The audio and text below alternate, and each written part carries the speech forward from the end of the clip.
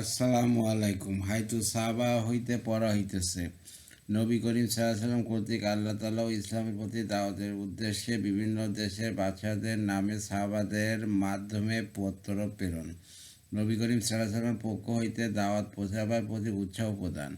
হজরত মেসওয়ার ইবনে মাকরামা রাদিয়াল্লাহু তাআলা আনহু বলেন, রাসূলুল্লাহ সাল্লাল্লাহু আলাইহি ওয়াসাল্লাম তার সাহাবা রাদিয়াল্লাহু তাআলা আনহুমদের নিকট আসিয়া বলিলেন, আল্লাহ তাআলা আমাকে সকল মানুষের জন্য রহমত স্বরূপ প্রেরণ করিয়াছেন। আল্লাহ তাআলা তোমাদের ওপর রহম করুন। তোমরা আমার পক্ষ হইতে মানুষের নিকট আমার এই দিন পৌঁছাও। তোমরা এই ব্যাপারে মতবিরোধ করিও না, যেমন হজরত ঈসা আলাইহিস সালামের সঙ্গীগণ তার সম্মুখে মতবিরোধ করিয়াছিল। আমি তোমাদিগকে যে কাজের জন্য আহ্বান করিতেছি, তিনিও তাহাদিগকে সেই কাজের জন্য আহ্বান করিয়াছিলেন, অর্থাৎ তাহাদিগকে দাওয়াতের কাজে বিভিন্ন স্থানে প্রেরণ করিতে চাহিয়াছিলেন। কিন্তু যার জন্য কোনো দূরবর্তী স্থানে যাওয়া সাব্যস্ত হইল, সে দূরত্ব বা সেখানকার ভাষা না জানার দরুন তাহা অপছন্দ করিল। আর যার জন্য কোনো নিকটবর্তী স্থানে যাওয়া সাব্যস্ত হইল, সে তাহা খুশি মনে গ্রহণ করিল। হজরত ঈসা আলাইহিস সালাম আল্লাহ তাআলার নিকট এই বিষয়ে অভিযোগ করিলেন। সুতরাং পরের দিন সকালে দেখা গেল যে যার জন্য যে কমের নিকট যাওয়া সাব্যস্ত করা হইয়াছিল, সে সেই কমের ভাষায় কথা বলিতে পারিতেছে। তখন হজরত ঈসা আলাইহিস সালাম তাহাদিগকে বললেন, আল্লাহ তাআলা তোমাদের ওপর এই কাজ জরুরি করিয়া দিয়াছেন, অতএব তোমরা অবশ্যই উহা পালন করো। সাহাবা রাদিয়াল্লাহু আনহুম বললেন, ইয়া রাসূলুল্লাহ, আমরা আপনার পক্ষ হইতে দাওয়াত পৌঁছাইব, আপনি আমাদেরকে যেমনে ইচ্ছা প্রেরণ করুন।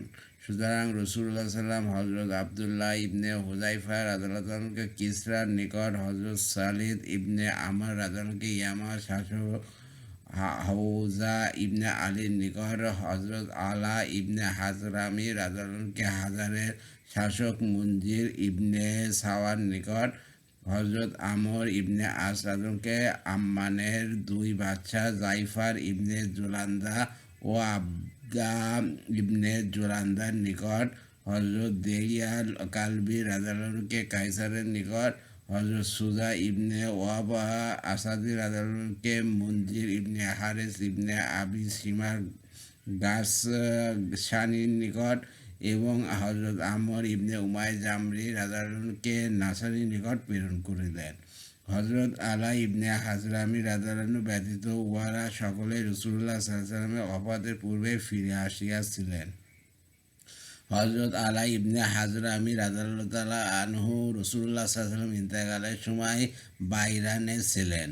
হাফেজ ইবনে হাজার রহমতুল্লাহ বলেন, সিরাত গ্রন্থকারগণ ইহাও লিখিয়াছেন যে রাসূলুল্লাহ সাল্লাল্লাহু আলাইহি ওয়াসাল্লাম হজরত মুহাজির ইবনে আবি উমামা রাদিয়াল্লাহু হারেস ইবনে আবদে কুলালের নিকট, হজরত জারির রাদিয়াল্লাহু জিলকালার নিকট, হজরত সায়েদ রাদিয়াল্লাহু মুসাইলামার নিকট, হজরত হাতিম ইবনে আবি বালতা রাদিয়াল্লাহু মুয়াকাউসিয়ারের নিকট প্রেরণ করিয়াছেন।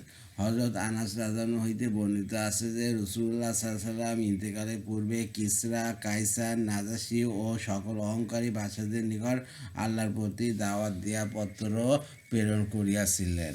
তবে নবী করিম সাল্লাল্লাহু আলাইহি ওয়াসাল্লাম যে নাজাশীর গায়েবানা জানাজা পড়িয়াছিলেন, এই নাজাশী ও সেই নাজাশী নয়। বিদা হজরত জাবের রাদিয়াল্লাহু তাআলা আনহু বলিয়াছেন যে রাসূলুল্লাহ সাল্লাল্লাহু আলাইহি ওয়াসাল্লাম ইন্তেকালের পূর্বে কিসরা, কায়সার এবং সকল অহংকারী বাদশাহদের নিকট দাওয়াতনামা প্রেরণ করিয়াছেন। আহমদ হাফসার বাদশাহ নাজাশীর নিকট পত্র প্রেরণ। ইবনে ইসহাক রহমতুল্লাহ বলেন, রাসূলুল্লাহ সাল্লাল্লাহু আলাইহি ওয়াসাল্লাম হজরত আমর ইবনে উমাইমা জামরি রাদিয়াল্লাহুর হাতে হজরত জাফর ইবনে আবি তালেব রাদিয়াল্লাহু ও তার অন্যান্য সঙ্গীদের ব্যাপারে হাফসার বাদশাহ নাজাশীর নামে এই পত্র প্রেরণ করিয়াছিলেন। বিসমিল্লাহির রহমানির রহিম। আল্লাহ রাসূল হজরত মুহাম্মদ সাল্লাল্লাহু আলাইহি সাল্লামের পক্ষ হইতে হাফসার বাদশাহ নাজাশী আসামের প্রতি, সালামুন আলাইকা। আমি তোমার নিকট আল্লাহ তাআলার প্রশংসা করিতেছি, যিনি একমাত্র মালিক, পবিত্র, নিরাপত্তাদাতা, আশ্রয়দাতা। আমি সাক্ষ্য দিতেছি যে ঈসা আলাইহিস সালাম আল্লাহর সৃষ্ট রূহ এবং তাহার সেই কালেমা, যা তিনি কুমারী পুত্র পবিত্রতা সতী সাধুত্রী মারিয়ামের নিকট পৌঁছাইয়াছেন। অথবা তিনি হজরত ঈসা আলাইসাল্লামকে গর্ভে ধারণ করিয়াছেন। আল্লাহ তাআলা তাহাকে আপন বিশেষ রূহ এবং আপন ফেরেশতার ফুঁকের দ্বারা সৃষ্টি করিয়াছেন, যেমন হজরত আদম আলাইসাল্লামকে আপন কুদরতি হাত ও ফুঁকের দ্বারা সৃষ্টি করিয়াছেন। আমি তোমাকে এক আল্লাহর প্রতি দাওয়াত দিতেছি, যার কোনো শরিক নাই, এবং তার ইবাদতে একে অন্যের সাহায্য করিবার প্রতি আহ্বান জানাইতেছি। আর এই দাওয়াত দিতেছি যে তুমি আমার অনুসরণ করো, আমার ওপর এবং আমার নিকট যা কিছু আসিয়াছে উহার ওপর ঈমান আনয়ন করো। নিঃসন্দেহে আমি আল্লাহ রাসূল। তা আমি তোমার নিকট আমার চাচাতো ভাই জাফর এবং তাহার সঙ্গে অন্যান্য মুসলমানদিগকে প্রেরণ করিয়াছি। তারা তোমার নিকট পৌঁছাইলে তোমরা তাহাদের খাতির যত্ন করিবে এবং অহংকার পরিত্যাগ করিবে। আমি তোমাকে এবং তোমার সেনাবাহিনী সকলকে আল্লাহ তাআলার প্রতি দাওয়াত দিতেছি। আমি তোমার নিকট আল্লাহর পয়গাম পৌঁছাইয়াছি এবং তোমাকে নসিহত করিয়াছি, সুতরাং তুমি আমার নসিহত গ্রহণ করো। সালাম হোক তাদের প্রতি যারা হেদায়েতের পথ অনুসরণ করে। নাজাসির পত্র। নাজাসির জবাবে রাসূলুল্লাহ সাল্লাল্লাহু আলাইহি ওয়াসাল্লাম নিকট এই পত্র লিখিল। বিসমিল্লাহির রহমানির রহিম। আল্লাহর রসুল হজরত মুহাম্মদ সাল্লাল্লাহু আলাইহি সাল্লামের প্রতি নাজাসি আজহাম ইবনে আবজারের পক্ষ হইতে, হে আল্লাহর নবী, আল্লাহর পক্ষ হইতে আপনার উপর সালাম ও তাঁর রহম ও বরকত নাজিল হোক। আল্লাহ ব্যতীত কোনো মাবুদ নেই, যিনি আমাকে ইসলামের প্রতি হেদায়েত দান করিয়াছেন। ইয়া রাসূলুল্লাহ, আপনার পত্র আমার নিকট পৌঁছিয়াছে। উহাতে আপনি হজরত ঈসা আলাইহিস সালাম সম্পর্কে যা কিছু লিখিয়াছেন, আসমান ও জমিনের রবের কসম, তিনি নিঃসন্দেহে তার অতিরিক্ত কিছু ছিলেন না। আপনি আমাদের নিকট যে পয়গাম প্রেরণ করিয়াছেন তা আমরা ভালোভাবে উপলব্ধি করিয়াছি। আপনার চাচাতো ভাই ও তার সঙ্গীদের খাতির যত্ন করাইয়াছি। আমি সাক্ষ্য দিতেছি যে আপনি আল্লাহর সত্য ও স্বীকৃত রাসূল। আর আমি আপনার ও আপনার চাচাতো ভাইয়ের নিকট বায়াত হইয়াছি এবং তার হাতে ইসলাম গ্রহণ করিয়াছি। আল্লাহ রব্বুল আলামিনের আনুগত্য স্বীকার করিয়াছি। হে আল্লাহর নবী, আমি আমার পুত্র আরা ইবনে আসাম ইবনে আবজারকে আপনার খেদমতে প্রেরণ করিতেছি, কেননা আমি শুধু নিজের ওপর ক্ষমতা রাখি। ইয়া রাসূলুল্লাহ, তথাপি আপনি চাইলে আমি আপনার খেদমতে উপস্থিত হইব, কারণ আমি সাক্ষ্য দিতেছি যে আপনি যা বলিতেছেন তা সম্পূর্ণরূপে সত্য। বিদা। রোমের বাদশাহ কাইসারের নিকট পত্র। হজরত দেয়া কালবি রাদিয়াল্লাহু বলেন, রাসূলুল্লাহ সাল্লাল্লাহু আলাইহি সাল্লাম আমাকে পত্র দিয়া কাইসারের নিকট প্রেরণ করিলেন। আমি তাহার নিকট পৌঁছাইয়া পত্রখানা তাহাকে দিলাম। সেখানে কাইসারের নিকট লাল বর্ণের চেহারা ও নীল চক্ষু বিশিষ্ট তাহার এক ভ্রাতুষ্পুত্র বসিয়াছিল। তাহার মাথার চুলগুলি ছিল একেবারে সোজা। সেই পত্র পাঠ করিতে আরম্ভ করিল। পত্রে লেখা ছিল, বিসমিল্লাহির রহমানির রহিম। আল্লাহ রসুল হজরত মুহাম্মদ সাল্লাল্লাহু আলাইহি সাল্লাম পক্ষ হইতে রোম প্রধান হেরাকলের নামে। এই পর্যন্ত পড়িতে তার ভ্রাতুষ্পুত্র গর্জিয়া উঠিল এবং বলিল, এই পত্র আজ পাঠ করা যাইবে না। কায়সার জিজ্ঞাসা করিল, কেন? সে বলিল, প্রথমত পত্র লেখক নিজের নাম প্রথমে লিখিয়াছে, দ্বিতীয়ত রোম সম্রাট না লিখিয়া রোম প্রধান লিখিয়াছে। কায়সার বলিল, তোমাকে অবশ্যই এই পত্র পাঠ করিতে হইবে। ততবার যখন সে উহা পাঠ করা শেষ করিল এবং দরবারীগণ সকলেই সেখান হইতে চলিয়া গেল, তখন কায়সার আমাকে এবং তাহার বিশিষ্ট উপদেষ্টার মর্যাদায় অধিষ্ঠিত প্রার্থীকে ভিতরে নিজের কাছে ডাকিয়া লইয়া গেল। লোকেরা পাদ্রীকে পত্রের বিষয়বস্তু সম্পর্কে পূর্বে অবহিত করিয়াছিল, সুতরাং কায়সার ও তাহাকে সব বিষয়ে অবহিত করিয়া তাহাকে রাসূলুল্লাহ সাল্লাল্লাহু আলাইহি ওয়াসাল্লামের পত্র পড়িতে দিল। পত্র পাঠান্তে পাদ্রী বলিল, উনি তো সেই নবী যা আমরা যাহার অপেক্ষা করিতেছিলাম এবং হজরত ঈসা আলাইহিস সালাম যাহার সম্পর্কে আমাদেরকে সুসংবাদ দিয়াছিলেন।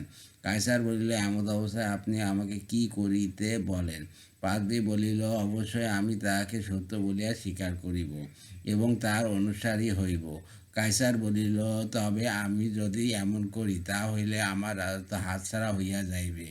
হজরত দেইয়া রাদিয়াল্লাহু বলেন, তারপর আমরা তাহার নিকট হইতে বাহির হইয়া আসিলাম। হজরত আবু সুফিয়ান রাদিয়াল্লাহু সেই সময় ব্যবসার উদ্দেশ্যে সেখানে গিয়াছিলেন। কায়সার তাকে ডাকিয়া জিজ্ঞাসা করিল, তোমাদের এলাকায় যে ব্যক্তি নবুয়তের দাবি লইয়া আত্মপ্রকাশ করিয়াছেন তিনি কেমন? আবু সুফিয়ান রাদিয়াল্লাহু আনহু বলিলেন, তিনি একজন যুবক। কায়সার জিজ্ঞাসা করিল, তোমাদের মধ্যে তার বংশমর্যাদা কিরূপ? আবু সুফিয়ান রাদিয়াল্লাহু আনহু বলিলেন, বংশমর্যাদায় তার অপেক্ষা শ্রেষ্ঠ আমাদের মধ্যে আর কেউ নাই। কায়সার বলিল, উহা নবুওয়াতের আলামত। তারপর জিজ্ঞাসা করিল, তার সত্যবাদিতা কেমন? আবু সুফিয়ান রাদিয়াল্লাহু আনহু বলিলেন, তিনি কখনো মিথ্যা কথা বলেন নাই। কায়সার বলিল, উহাও নবুওয়াতের একটি নিদর্শন। তারপর জিজ্ঞাসা করিল, তোমাদের সঙ্গীদের কেউ তার দিন গ্রহণ করার পর তোমাদের দিকে ফিরে আসিয়াছে কি? আবু সুফিয়ান রাদিয়াল্লাহু আনহু বললেন, না। কায়সার বলিল, উহা নবুওয়াতের একটি নিদর্শন। তারপর জিজ্ঞাসা করিল, তিনি যখন তার সঙ্গী সহ যুদ্ধ করেন তখন কি কখনো পরাজিত হন? আবু সুফিয়ান রাদিয়াল্লাহু আনহু বললেন, তার কওমের লোকেরা তাহার সহিত কয়েকবার যুদ্ধ করিয়াছে। উক্ত যুদ্ধসমূহে কখনো তিনি কওমের লোকদিগকে পরাজিত করিয়াছেন, আবার কখনো কওমের লোকেরা তাকে পরাজিত করিয়াছে। কায়সার বলিলে, ইহাও নবুওয়াতের একটি নিদর্শন। হযরত দেইয়া রাদিয়াল্লাহু আনহু বলেন, অতঃপর কায়সার আমাকে ডাকিয়া বলিল, তুমি তোমার নবীকে বলিবে যে, আমি খুব ভালোভাবে জানি যে তিনি নবী, কিন্তু আমি আমার রাজত্ব ছাড়িতে পারিব না। হযরত দেইয়া রাদিয়াল্লাহু আনহু বলেন, পাদ্রীর অবস্থা এই হইল যে, প্রতি রবিবার তাহার নিকট লোকজন সমবেত হইত এবং সেই সমাবেত লোকদের নিকট আসিয়া তাহাদিগকে ওয়াজ নসিহত করিত। এই ঘটনার পরবর্তী রবিবারে পাদ্রী নিজ হুজরার হইতে বাহির হইল না এবং এই রূপে পরবর্তী রবিবার পর্যন্ত হুজরার ভিতর বসিয়া রহিল। হযরত দেইয়া রাদিয়াল্লাহু আনহু বলেন, শুধু আমি ভেতরে তাহার নিকট যাইতাম। সে আমার সহিত কথাবার্তা বলিত এবং আমাকে বিভিন্ন বিষয়ে জিজ্ঞাসাবাদ করিত। পরবর্তী রবিবারে সমবেত একজন পাদ্রীর বাহির হইয়া আসিবার জন্য অনেকক্ষণ অপেক্ষা করিল, কিন্তু সে অসুস্থার অজুহাত দেখাইয়া হুজরার বসিয়া রহিল। কয়েকবার এইরূপ করিবার পর লোকেরা পাদ্রীর নিকট বলিয়া পাঠাইল যে, আপনি আমাদের নিকট বাহির হইয়া আসিবেন, নতুবা আমরা জোরপূর্বক প্রবেশ করিয়া আপনাকে কতল করিব। আরব দেশীয় লোকটির আসা অবধি আমরা আপনার অবস্থা পরিবর্তন লক্ষ্য করিতেছি। হযরত দেইয়া রাদিয়াল্লাহু আনহু বলেন, পাদ্রী আমাকে বলিল, এই চিঠি নিন, ইয়া আপনার হযরতকে দিবেন এবং তাহাকে আমার সালাম জানাইয়া বলিবেন, নিঃসন্দেহে আমি সাক্ষ্য দিতেছি যে আল্লাহ ব্যতীত কোনো মাবুদ নাই এবং হযরত মুহাম্মদ সাল্লাল্লাহু আলাইহি সাল্লাম আল্লাহর রাসূল। আমি তাহার প্রতি ঈমান আনিয়াছি, তাহাকে সত্য বলিয়া স্বীকার করিয়াছি এবং তাহার অনুসারী হইয়াছি। আর ইহাও বলিবেন যে, আমার ঈমান আনয়নকে এখানকার লোকেরা পছন্দ করিতেছে না। আর আপনি এখানে যাহা কিছু দেখিতেছেন তাও বলিবেন। অতঃপর পাদ্রী হুজরার হইতে বাহির হইয়া আসিল এবং সমবেত লোকেরা তাহাকে শহীদ করিয়া দিল। কোনো কোনো উলামা বলেন, হেরাকল ও নবী করিম সাল্লাল্লাহু আলাইহি ওয়াসাল্লামের পত্র পাঠ করিয়া বলিল, তোমার ভালো হোক, খোদার কসম আমি ভালোভাবে জানি তোমার হযরত প্রেরিত নবী এবং উনি আমাদের সেই প্রতীক্ষিত ব্যক্তি। আমরা আমাদের কিতাবে তার বর্ণনা পাইতেছি, কিন্তু রোম অধিবাসীদের পক্ষ হইতে আমি আমার প্রাণনাশের আশঙ্কা করিতেছি। যদি এই আশঙ্কা না হইত, আমি অবশ্যই তার অনুসারী হইতাম। অতএব তুমি দাগাতির প্রার্থীর নিকট যাও এবং তাহার নিকট তোমাদের হযরতের বিষয়টি ব্যক্ত করো, কারণ সে রোম দেশে আমার অপেক্ষা বড় এবং তাহার কথা অবাধিক অমান্য করা হয়। হযরত দেইয়া রাদিয়াল্লাহু আনহু উক্ত পাদ্রীর নিকট আসিলেন এবং তাহাকে সব কথা বলিলেন। পাদ্রী শুনিয়া বলিল, খোদার কসম, তোমার হযরত প্রেরিত নবী। আমরা তার গুণাবলী ও নামসহ তাকে চিনি। অথবা সে পরিধানরত বাইরে রোমবাসীদের সম্মুখে আসিয়া কালেমা শাহাদাত পাঠ করিল। লোকেরা তাহার উপর ঝাঁপিয়া পড়িল এবং তাহাকে শহীদ করিয়া দিল।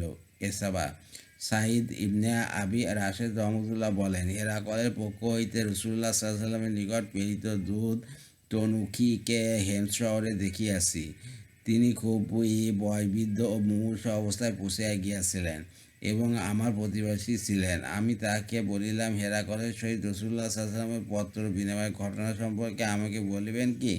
তিনি বলিলেন, হ্যাঁ, অবশ্যই। রাসূলুল্লাহ সাল্লাল্লাহু আলাইহি ওয়াসাল্লাম তবুকে পৌঁছার পর হযরত দেয়া কালবী রাদিয়াল্লাহু আনহুকে হেরাকলের নিকট প্রেরণ করিলেন। রাসূলুল্লাহ সাল্লাল্লাহু আলাইহি ওয়াসাল্লামের পত্র পাইয়া হেরাকল রোমের ছোট বড় সকল পাদ্রীগণকে দরবারে ডাকিয়া আনিলেন এবং দরবারের সমস্ত দরজা বন্ধ করিয়া দিল। অতঃপর বলিল, এই ব্যক্তি অর্থাৎ রাসূলুল্লাহ সাল্লাল্লাহু আলাইহি ওয়াসাল্লাম যে স্থানে অর্থাৎ তবুকে আসিয়া অবস্থান গ্রহণ করিয়াছেন তা তোমরা অবগত আছো। তিনি আমাকে তিনটির একটি গ্রহণ করিবার আহ্বান জানাইয়া সংবাদ পাঠাইয়াছেন। তিনি এই আহ্বান জানাইতেছেন যে আমি তার দিন গ্রহণপূর্বক তার অনুসরণ করি, আর না হয় কর প্রদান করি। এমত অবস্থায় আমাদের জমিন আমাদের হাতে থাকিবে, অন্যথায় আমরা যুদ্ধ করি। খোদার কসম, তোমরা নিজেদের কিতাবের মাধ্যমে অবগত আছো যে এই ব্যক্তি আমার পায়ের নিচের এই জমিন অবশ্যই অধিকার করিবেন। অতএব আসো, আমরা তার দিন গ্রহণ করত তার অনুসরণ করি, আর না হয় কর প্রদান করি। উহা শুনিয়া তাহারা একযোগে চিৎকার করিয়া উঠিল এবং গোস্বায় হিতাহিত জ্ঞানশূন্য হইয়া মাথার টুপি ছুঁড়িয়া ফেলিতে দিল। অথবা তারা বলিল, আপনি আমাদেরকে খ্রিস্ট ধর্ম পরিত্যাগ করিয়া হেজাজ হইতে আগত এক আরব বেদুনের গোলাম হইতে বলিতেছেন। হেরাকল তখন বুঝতে পারিল যে ইহারা যখন এখান থেকে হইতে এই অবস্থায় বাহির হইলে অন্যদেরকে বিদ্রোহী বানাইয়া ফেলিবে এবং দেশের শাসন ব্যবস্থা নষ্ট করিয়া দিবে। তখন সে তাদেরকে বলিল, প্রকৃতপক্ষে নিজের ধর্মমতের ওপর তোমরা কতখানি মজবুত তা জানিবার উদ্দেশ্যে আমি এই কথা বলিয়াছি। তারপর সে তুজিবা গোত্রের আরব দেশীয় খ্রিস্টানদের সর্দারকে ডাকিয়া বলিল, ভালো স্মরণশক্তি রাখে এইরূপ একজন আরবিকে আমার নিকট ডাকিয়া আনো। আমি তাহাকে এই ব্যক্তি অর্থাৎ নবী করিম সাল্লাল্লাহু আলাইহি ওয়াসাল্লামের নিকট তার পত্রের জবাব দিয়া প্রেরণ করিব। সুতরাং উক্ত সর্দার আমার নিকট আসিল।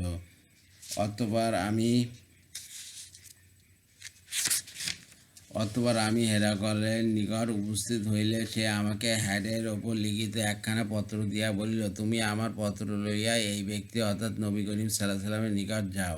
সেখানে তুমি তাহার যে সকল কথাবার্তা শুনিবে তার মধ্যে হইতে তিনটি বিষয় বিশেষভাবে স্মরণ রাখিবে।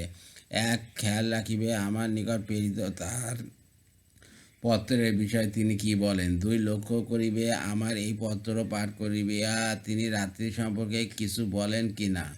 তিন, তার পিঠের দিকে খেয়াল করিয়া দেখিবে কোনো বিষয়ে বিশেষ কিছু দেখিতে পাও কি না, যাহাতে তোমার মনে সন্দেহের উদ্রেক হয়। তনুকীর বৃদ্ধ বলেন, আমি তার পত্র লইয়া রওনা হইলাম এবং তবুক পৌঁছাইয়া দেখিতে পাইলাম যে রাসূলুল্লাহ সাল্লাল্লাহু আলাইহি ওয়াসাল্লাম একটি ঝর্ণার পাশে তাহার সাহাবীদের মাঝে বসিয়া আছেন। আমি জিজ্ঞাসা করিলাম, তোমাদের হযরত কোথায়? বলা হইল, এই যে তিনি। আমি হাঁটিয়া অগ্রসর হইলাম এবং তাহার সম্মুখে বসিলাম। অতঃপর আমি তাহাকে পত্রখানা দিলাম। তিনি উহা নিজের কোলের ওপর রাখিয়া জিজ্ঞাসা করিলেন, তুমি কোন গোত্রের? বলিলাম, আমি একজন তনুক গোত্রীয় লোক। তিনি বলিলেন, তুমি তোমাদের পিতা ইব্রাহিম আলাইহিস সালামের দিন যা সর্বপ্রকার ভুলভ্রান্তি হইতে পবিত্র গ্রহণ করিবে কি? আমি বলিলাম, আমি এক কওমের দূত হিসাবে আসিয়াছি এবং এক কওমের ধর্মের উপর বিদ্যমান আছি। তাহাদের নিকট ফিরিয়া যাওয়া পর্যন্ত আমি উহা ত্যাগ করিতে পারি না। রাসূলুল্লাহ সাল্লাল্লাহু আলাইহি ওয়াসাল্লাম এই আয়াত তেলাওয়াত করিলেন। অর্থ, আপনি যাকে চান হেদায়েত করিতে পারিবেন না, বরং আল্লাহ তাআলা যাকে চান হেদায়েত করেন, আর হেদায়েত প্রাপ্তদের সম্পর্কে তিনি ভালোরূপে অবগত আছেন।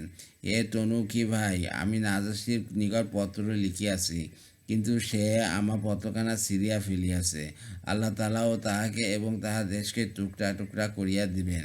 এই নাজাশী সেই নাজাশী নয় যিনি রাসূলুল্লাহ সাল্লাল্লাহু আলাইহি ওয়াসাল্লামের পত্র পাইয়া ইসলাম গ্রহণ করিয়াছিলেন। রাসূলুল্লাহ সাল্লাল্লাহু আলাইহি ওয়াসাল্লাম যাহার গায়েবানা জানাজা পড়াইয়াছিলেন। আর তোমাদের বাদশাহ কায়সারের নিকট পত্র লিখিয়াছি, সে আমার পত্রকে হেফাজত করিয়াছে, অর্থাৎ ছিঁড়িয়া ফেলে নাই। অতএব যতদিন তার জীবনে কল্যাণ লেখা রহিয়াছে ততদিন জনগণ তাকে ভয় করিতে থাকিবে। আমি মনে মনে বলিলাম, হেরাকল আমাকে যে তিনটি বিষয়ের প্রতি লক্ষ্য রাখিতে বলিয়াছিল, উহা তার মধ্যে হইতে একটি। সুতরাং আমি আমার তীরদান হইতে একটি তীর বাহির করিয়া উহার অগ্রভাগ দ্বারা আমার চামড়া তৈরি তরবারির খাপের উপর তাহা লিখিয়া লইলাম। অথবা তিনি তার বাম পাশে উপবিষ্ট একজনকে পত্রখানা দিলেন। আমি জিজ্ঞাসা করলাম, পত্র পাঠকারী এই ব্যক্তিকে? লোকেরা বলিল, উনি হযরত মুআবিয়া রাদিয়াল্লাহু আনহু। হযরত মুআবিয়া রাদিয়াল্লাহু আনহু পত্র পড়িতে আরম্ভ করিলেন। পত্রে লেখা ছিল যে তিনি আমাকে এমন বেহেশতের প্রতি আহ্বান জানাইতেছেন যাহার প্রশস্ততা আসমান ও জমিন সমতুল্য, যাহা মুত্তাকিদের জন্য প্রস্তুত করা হইয়াছে। বেহেশতি যদি আসমান ও জমিন সমতুল্য হয়, তবে দোজখ কোথায় হইবে? রাসূলুল্লাহ সাল্লাল্লাহু আলাইহি ওয়াসাল্লাম বললেন, সুবহানাল্লাহ, যখন দিন হয় তখন রাত্র কোথায় থাকে? আমি তৎক্ষণাৎ আমার তীরদান হইতে একটি তীর বাহির করিয়া এই কথা আমার তরবারি খাপের চামড়ায় লিখিয়া রইলাম। অথবা পত্র পাঠ শেষ হইলে তিনি আমাকে বলিলেন, তুমি একজন দূত হিসাবে আসিয়াছ, তোমার আমাদের ওপর হক রইয়াছে। আমাদের নিকট কিছু থাকিলে অবশ্যই আমরা তোমাকে তোফা স্বরূপ দিতাম, কিন্তু বর্তমানে আমরা সফরে রইয়াছি, আমাদের পাথর সম্পূর্ণ শেষ হইয়া গিয়াছে। তনুকি বলিলেন, এমন সময় লোকদের মধ্য হইতে একজন আওয়াজ দিয়া বলিল, আমি তাকে তোফা দিব। অথবা সে তাহার সামানপত্র খুলিয়া সাফুরিয়া নামক পরিচিত একজোড়া কাপড় বাহির করিয়া আনিল এবং আমার কলের ওপর রাখিয়া দিল। আমি জিজ্ঞাসা করলাম, এই কাপড়দাতা কে? বলা হইল, হজরত ওসমান রাদিয়াল্লাহু তাআলা আনহু। তারপর রাসূলুল্লাহ সাল্লাম বললেন, কে এই দূতকে মেহমান হিসাবে রাখিবে? একজন আনসারী যুবক বলিলেন, আমি। অতঃপর আনসারী মজলিস হইতে উঠিলে আমি তাহার সহিত উঠিলাম। আমি মজলিস হইতে বাহিরে আসিলে রাসূলুল্লাহ সাল্লাম, হে তনুকি ভাই বলিয়া আমাকে ডাকিলেন।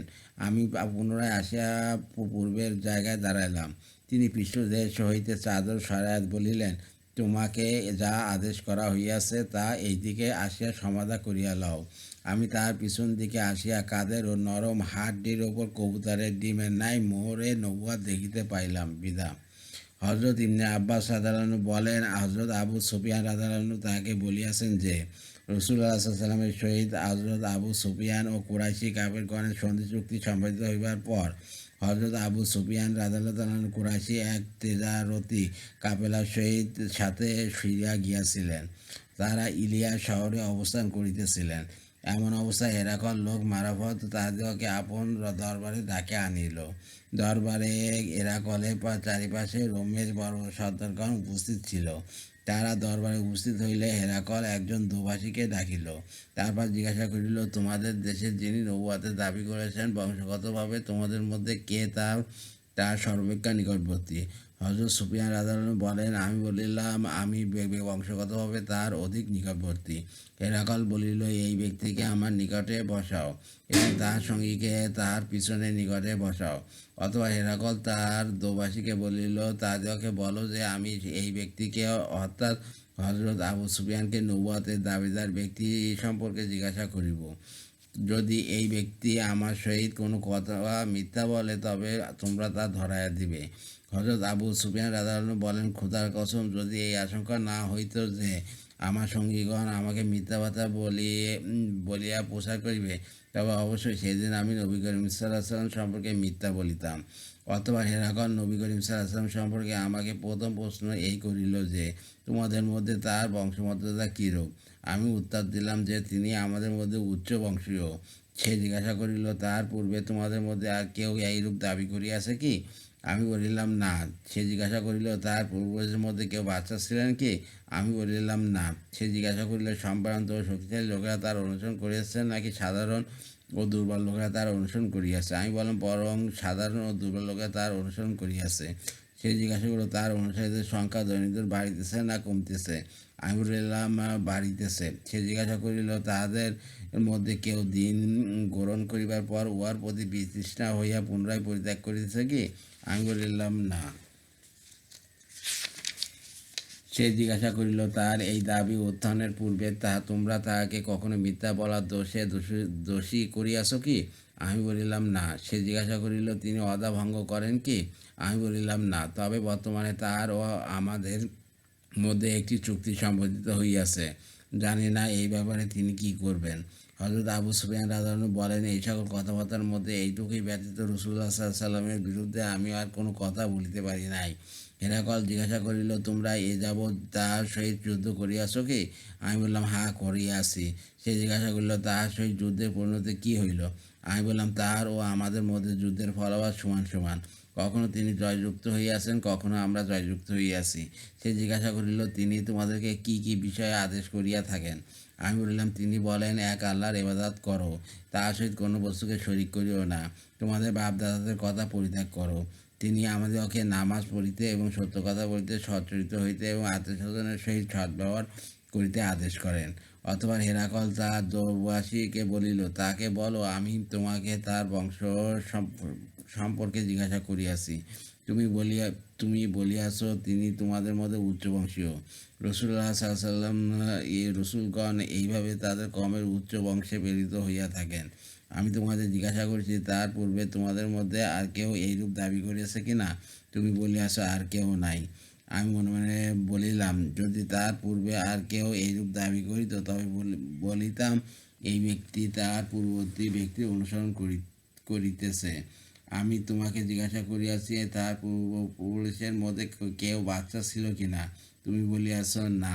আমি চিন্তা করিলাম, যদি তার পূর্বপুরুষ কেউ বাচ্চা হইত তবে মনে করিতাম এই ব্যক্তি হয়তো তার পিতার রাজ্য পুনরুদ্ধার করিতে চাইতেছে। আমি তোমাকে জিজ্ঞাসা করিয়াছি তাহার এই দাবির পূর্বে তোমরা তাহাকে কখনো মিথ্যা বলার দোষে দোষী করিয়াছ কি না? তুমি বলিয়াছ না। ইহাতে বুঝিতে পারলাম যে যে ব্যক্তি মানুষের সহিত মিথ্যা বলা পরিত্যাগ করিয়াছে সে আল্লাহর ব্যাপারে মিথ্যা বলিতে পারে না। আমি তোমাকে জিজ্ঞাসা করিয়াছি সম্ভ্রান্ত ও শক্তিশালী লোকেরা তার অনুসরণ করিতেছে না সাধারণ ও দুর্বল লোকেরা তার অনুসরণ করিতেছে? তুমি বলিয়াছ দুর্বল ও সাধারণ লোকেরা তার অনুসরণ করিতেছে। এইরূপ লোকেরাই রসুলগণের অনুসারী হইয়া থাকে। আমি তোমাকে জিজ্ঞাসা করিয়াছি তাদের সংখ্যা বাড়িতেছে না কমিতেছে? তুমি বলেছ তাদের সংখ্যা বাড়িতেছে। ইমানের অবস্থা এইরূপ হইয়া থাকে অতবার উহা পূর্ণতা লাভ করে। আমি তোমাকে জিজ্ঞাসা করিয়াছি তাহাদের মধ্যে কেউ দিন গ্রহণ করিবার পর উহার প্রতি বিতৃষ্ণ হইয়া পুনরায় উহা পরিত্যাগ করে কিনা? তুমি বলিয়াছ কেউ তা করে না। ইমানের সাথ হৃদয়ের গভীরে প্রবেশের পর এইরূপ হইয়া থাকে। তোমাকে জিজ্ঞাসা করিয়াছি তিনি কি ওয়াদা ভঙ্গ করেন? তুমি বলিয়াছ না। রসুলগণ এইরূপ হইয়া থাকেন, তারা কখনো ওয়াদা ভঙ্গ করেন না। তোমাকে জিজ্ঞাসা করিয়াছি তিনি তোমাদেরকে কি বিষয়ে আদেশ করেন? তুমি বলিয়াছ তিনি তোমাদেরকে আল্লাহর ইবাদত করিতে এবং তাহার সহিত অন্য কিছুকে শরীক না করিতে আদেশ করেন এবং মূর্তি পূজা করিতে নিষেধ করেন। আর তিনি তোমাদেরকে নামাজ পড়িতে এবং সত্য কথা বলিতে এবং সচ্চরিত আদেশ করেন। যদি তোমার কথা সত্য হইয়া থাকে তবে অতি সত্ত্বর তিনি আমার পায়ের নিচের এই জমিনের মালিক হইবেন। আমি ভালোভাবে জানিতাম তিনি আবির্ভূত হইবেন, তবে তিনি তোমাদের মধ্য হইতে হইবেন এইরূপ ধারণা করি নাই। আমি তাহার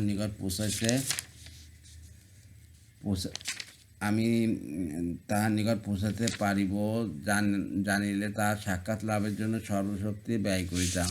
আর যদি আমি তাহার নিকট থাকিতাম তবে তাহার পা মুবারক ধৌত করিতাম। তারপর হেরাকল রাসূলুল্লাহ সাল্লাল্লাহু আলাইহি ওয়াসাল্লাম সেই পত্রখানা আনাইল যা হযরত দিয়াইয়া কালবি রাদিয়াল্লাহু আনহু বুসরার শাসনকর্তার নিকট পৌঁছাইছিলেন এবং বুসরার শাসনকর্তা তা হেরাকলের নিকট পৌঁছেছিল।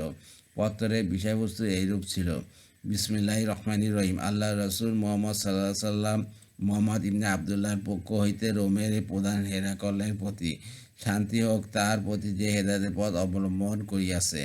আমাবাদ, আমি তোমাকে ইসলামের দাওয়াত প্রদান করিতেছি। ইসলাম গ্রহণ করো, নিরাপত্তা লাভ করিবে। আল্লাহ তাআলা তোমাকে দ্বিগুণ সওয়াব দান করিবেন। আর যদি তুমি মুখ ফেরাও তবে তোমার প্রজাদের গুনাহ ও তোমার ওপর থাকিবে। এ আহলে কিতাবগণ, একটি বিষয়ের দিকে আসো যা আমাদের মধ্যে ও তোমাদের মধ্যে সমান, যে আমরা আল্লাহ ব্যতীত অন্য কারো ইবাদত করিব না, তাহার সহিত কোনো শরীক সাব্যস্ত করিব না এবং একমাত্র আল্লাহ ব্যতীত আমাদের কেউ অন্য কাউকে পালনকর্তা বানাইব না। তারপর যদি তারা মুখ ফিরিয়া লয় তবে তোমরা বলিয়া দাও যে সাক্ষী থাকো আমরা তো মুসলমান। হযরত আবু সুফিয়ান রাদিয়াল্লাহু আনহু বলেন, হেরাকল আমাদের সহিত আলোচনার পর পত্র পাঠ শেষ করিলে তার দরবারে প্রচণ্ড শোরগোল ও হইচই আরম্ভ হইয়া গেল এবং আমাদেরকে বাহির করিয়া দেওয়া হইল। বাইরে আসিবার পর আমি সঙ্গীদেরকে বলিলাম, ইবনে আবি কাবসার নবী করিম সাল্লাল্লাহু আলাইহি সাল্লামকে মক্কার কাফেরগণ ইবনে আবি কাবসা বলিয়া ডাকিত। বিষয়টি এমন জোরদার হইয়া উঠিয়াছে যে বনুল আসফার অর্থাৎ রোমকদের বাদশাও তাকে ভয় করিতেছে। এই ঘটনার পর হইতে আমার মনে দৃঢ় বিশ্বাস জন্মিল যে অতি সত্বর তিনি জয়যুক্ত হইবেন। অবশেষে আল্লাহ তাআলা আমাকেও ইসলাম দান করিলেন।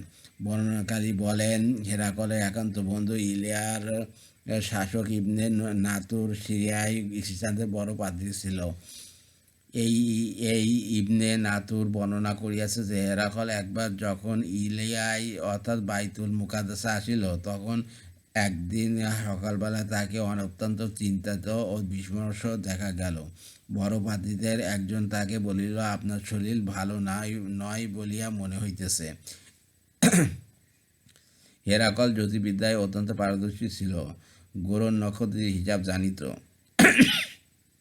সে পাদ্রীর কথা উত্তরে বলিল, আমি তারকারাজির প্রতি লক্ষ্য করিয়া জানিতে পারিয়াছি যে দুনিয়াতে খতনাকারীদের বাচ্চার আবির্ভাব ঘটিয়াছে।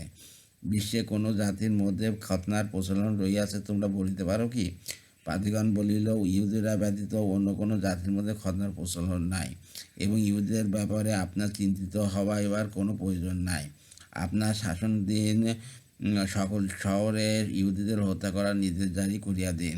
তাদের মধ্যে এইরূপ আলোচনা চলিতেছিল। এমন সময় গাসসানের বাদশাহের প্রেরিত দূত হেরাকলের নিকট উপস্থিত হইল এবং তাদেরকে রাসূলুল্লাহ সাল্লাল্লাহু আলাইহি ওয়াসাল্লাম সম্পর্কে সংবাদ দিল। দূতের নিকট হইতে সমুদায় সংবাদ অবগত হইয়া হেরাকল এই আগমনটাকে খতনা করা হইয়াছে কিনা পরীক্ষা করিবার আদেশ দিল। পরীক্ষার পর তাহাকে অবহিত করা হইল যে লোকটি খতনাকৃত। তারপর হেরাকল লোকটিকে আরবদের সম্পর্কে জিজ্ঞাসা করিলে সে জানাইল যে আরবদের মধ্যে খতনার প্রচলন রহিয়াছে। উহা শুনিয়া হেরাকল বলিল, উনি এই উম্মতের অর্থাৎ আরবের বাদশাহ, যার আবির্ভাব ঘটিয়াছে। অতঃপর হেরাকল রোমিয়া শহরে তার এক বন্ধুর নিকট যে জ্যোতিষশাস্ত্রে তার সম্পর্ক ছিল এই ব্যাপারে একটি পত্র লিখিয়া পাঠাইল এবং স্বয়ং হেমস শহরের উদ্দেশ্যে রওনা হইয়া গেল। হেরাকল হেমসে পৌঁছার পরপরই তার বন্ধুর জবাব আসিয়া পৌঁছাইল যে নবী করিম সাল্লাল্লাহু আলাইহি ওয়াসাল্লামের আবির্ভাবের ব্যাপারে সেও হেরাকলের সহিত একমত। হেরাকল রোমের বিশিষ্ট ব্যক্তিবর্গকে হেমসে তার একটি মহলে সমবেত হইবার আদেশ দিল। তাহাদের সমবেত হইবার পর মহলের সমস্ত দরজা বন্ধ করিয়া দিবার হুকুম দিল এবং তা বন্ধ করিয়া দেওয়া হইল। অতঃপর সে আনন্দমহল হইতে বাহির হইয়া আসিল এবং বলিল, হে রোমবাসী, তোমরা সাফল্য ও হেদায়েত লাভ করিতে চাও কি? তোমরা কি চাও যে তোমাদের দেশ তোমাদের হাতে থাকুক? যদি তা চাও তবে এই নবীর আনুগত্য স্বীকার করো। উহা শুনিয়া তারা জঙ্গলি কাদার ন্যায় দরজার দিকে ছুটিল, কিন্তু দরজা বন্ধ থাকায় বাহির হইতে সক্ষম হইল না। হেরাকল তাহাদের এইরূপ পলায়ন ভাব দেখিয়া তাহাদের ঈমান গ্রহণ সম্পর্কে নিরাশ হইল এবং বলিল, ইহাদেরকে আমার নিকট ফিরে আনো। তারপর তারা ফিরে আসিলে বলিল, আমি একমাত্র যা কিছু বলিয়াছি তা শুধু তোমাদের যাচাই করিবার জন্য বলিয়াছি। আমি জানিতে চাইছিলাম যে তোমরা আপন ধর্মের উপর কতখানি মজবুত। আমি বুঝতে পারিছি যে তোমরা আপন ধর্মের উপর মজবুত আছো। উহা শুনিয়া সমবেত সকলেই হেরাকলকে সেজদা করিল এবং তাহার প্রতি সন্তুষ্ট হইয়া গেল। ইহাই ছিল হেরাকলের শেষ অবস্থা, যে সেই ঈমান গ্রহণ করিল না বিদা। আমার এই হাইতুসাবার রাদিয়াল্লাহু আনহু হইতে পড়া হয়েছে। আর আমার ইউটিউব চ্যানেল রিপন কুরাস, ওইটাকে আপনার সাবস্ক্রাইব করবেন, লাইক কমেন্ট শেয়ার দেবেন। আর এতে আমি উৎসাহিত হই। রিপন কুরাস হচ্ছে আমার ফেসবুক পেজ, ওইটাকে আপনারা ফলোতে রাখবেন। সবাই ভালো থাকবেন, সুস্থ থাকবেন এবং স্বাভাবিক থাকবেন। আল্লাহ হাফেজ।